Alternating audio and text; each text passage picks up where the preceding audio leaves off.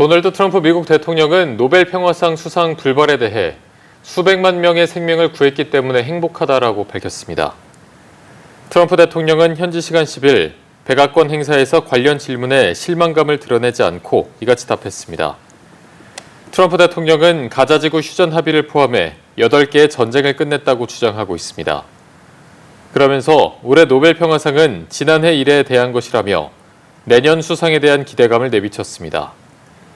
트럼프 대통령은 또 올해 노벨 평화상 수상자인 베네수엘라 마리아 코리나 마차도가 전화를 걸어와 트럼프 대통령을 기리는 차원에서 자신이 상을 받는다고 말했다고 전했습니다.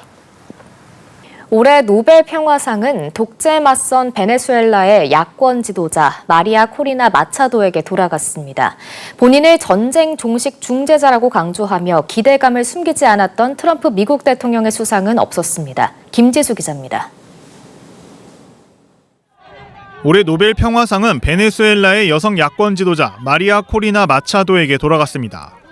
마차도는 베네수엘라의 권위주의 통치에 맞서 민주주의 운동을 펼치고 있는 정치인입니다.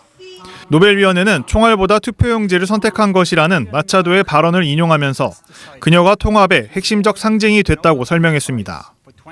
She is receiving the Nobel Peace Prize for her tireless work promoting democratic rights for the people of Venezuela and for her struggle to achieve a just and peaceful transition from dictatorship to democracy. 현재까지 노벨 평화상은 올해 포함 총 143명의 수상자에게 돌아갔고 이 중 개인이 112명, 단체가 31곳입니다. 여성 수상자는 올해 마차도를 포함해 20명으로 늘었습니다. 그간 트럼프 미국 대통령은 자신이 노벨 평화상의 주인이어야 한다는 주장을 꾸준히 펼쳐왔습니다. 이번 수상자 발표를 앞두고도 노벨 평화상 수상자인 오바마 전 대통령을 거듭 깎아내리면서 본인은 재임 9개월 만에 8개의 전쟁을 해결했다고 주장했습니다. He got elected and they gave it to Obama for doing absolutely nothing but destroying our country. No, he was not a good president. 트럼프 대통령의 노골적인 요구에 노르웨이 내에선 수상 불발 이후 보복에 대비해야 한다는 전망까지 나왔습니다. 트럼프 대통령은 임기 중 노벨 평화상을 계속 노릴 것이란 관측이 지배적인 가운데 미 백악관에선 수상 불발을 놓고 노벨위원회가 평화보다 정치를 우선시한다는 것을 입증했다는 평을 내놓았습니다. 연합뉴스TV 김지수입니다. 미국과 중국이 다시 무역 문제로 충돌하면서 이달 말 경주 에이펙을 계기로 예상됐던 미중 정상회담 일정도 불투명해지고 있습니다. 도널드 트럼프 대통령은 어쨌든 간다며 일단 회동 가능성을 열어뒀고 미중 양측이 사전에 타협점을 도출할 수 있을지 주목됩니다. 소재영 기자입니다. 도널드 트럼프 대통령은 중국의 히토류 통제 강화에 100% 관세로 맞불을 놨지만 시진핑 주석과의 회동 가능성은 열어두었습니다. So, but I don't know that we're going to have it. But I'm going to be there regardless. So I would assume we might have it. 관세 100% 인상과 소프트웨어 수출 통제 시점도 다음 달 1일로 에이펙 정상회의 이후로 정했습니다.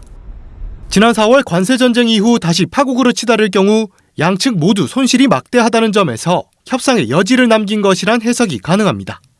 And I have a very good relationship with President Xi, and they did that. This is not something that I, instigated. This was just a response to something that they did. And 히토리로 자신감을 얻은 중국이 경주 담판을 앞두고 대만 문제 등 미국의 큰 양보를 얻기 위해 강수를 둔 것이 아니냐는 분석도 있습니다. 이럴 경우 고위급 접촉을 통해 사전에 타협점을 도출한 뒤 에이펙을 계기로 미중 정상회담이 열릴 수 있다는 관측입니다. 하지만 단순한 기싸움을 넘어 본격적인 체제 대결의 신호일 경우 미중을 포함한 세계는 다시 첨예한 갈등 국면으로 들어설 수 있습니다. 中国此次出手已向世界清晰表明在这场没有硝烟的战争中谁掌握了核心技术与全产业链谁就握住了未来的命脉 만약 양측의 갈등이 봉합되지 않을 경우 에이펙을 계기로 세계 무역 갈등을 완화하고 동북아 안보에 새로운 동력을 삼으려던 이재명 정부의 노력에도 영향을 줄 수 있다는 전망입니다. 연합뉴스TV 소재형입니다.